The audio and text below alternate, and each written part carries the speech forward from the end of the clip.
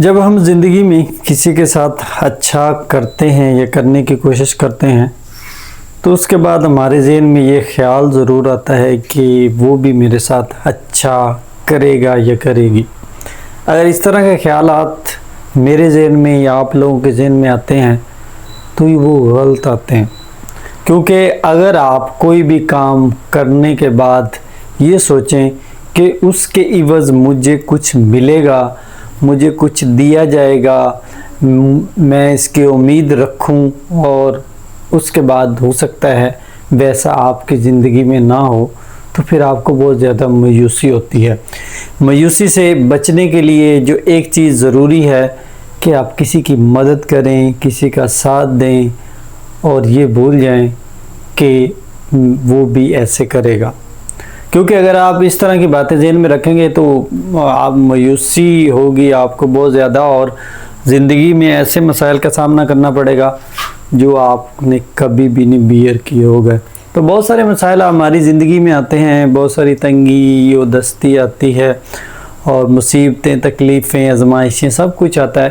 لیکن اگر ہم پازیٹیو رہیں گے، مثبت سوچ رکھیں گے تو ان سے نکل جائیں گے۔ لیکن اگر اس منفی سوچ کو لے کے زیادہ ڈپریشن میں چلے جائیں گے تو اس کا نقصان کسی کو نہیں ہونے والا، وہ آپ کو ہونے والا ہے۔ بہت سے لوگ ایسے ہیں جن کی لائف میں ہرڈلز آتی ہیں، مشکلات آتی ہیں، مسائل آتے ہیں، لیکن اسی کو لے کے وہ اس ایسی جگہ پہ چلے جاتے ہیں کہ وہ لگتا ہے کہ وہ اس دنیا سے ہی چلا گیا۔ اگر اس طرح کے مایوسی ہوگی تو ظاہری بات ہے ہمیں جو زندگی اللہ تعالیٰ نے دی ہے اس سے ہم مایوس ہو چکے ہیں، اور ہم مایوسی سے نکلنا چاہتے ہیں۔ ہر انسان کی زندگی میں اتار چڑھاؤ ہے، جس طرح پانی کی لہریں ہوتی ہیں اس میں اتار چڑھاؤ ہے، اسی طرح انسان کی زندگی کو بھی اسی سے مماثلت کیا گیا ہے کہ انسان کی زندگی میں بھی اتار چڑھاؤ آتا رہے گا اور آتا رہنا ہے جب تک ہماری زندگی ہے۔ اور کسی کی مدد کر کے بھول جانا چاہیے، نیکی کر اور دریا میں ڈال، یہ ایسے نہیں کہا گیا پروورب سے کہ مقولہ کہ کسی کی مدد کر کے ایسے بھول جائیں کہ میں نے مدد کی ہی نہیں تھی، وہ میری لائف میں تھا ہی نہیں۔ اگر آپ اس سے امید رکھیں گے اور ہو سکتا ہے کسی پوائنٹ پہ وہ آپ کی مدد نہ کر سکے، آپ کے ساتھ نہ چل سکے، تو پھر آپ کو بہت ساری مایوسی ہوگی، اور مایوسی گناہ ہے۔ مایوس ہونے سے بہتر ہے کہ جو کچھ آپ کے پاس ہے اس پہ شکر ادا کریں، اور جو کچھ نہیں ہے اس کے لیے محنت کریں، نہ کہ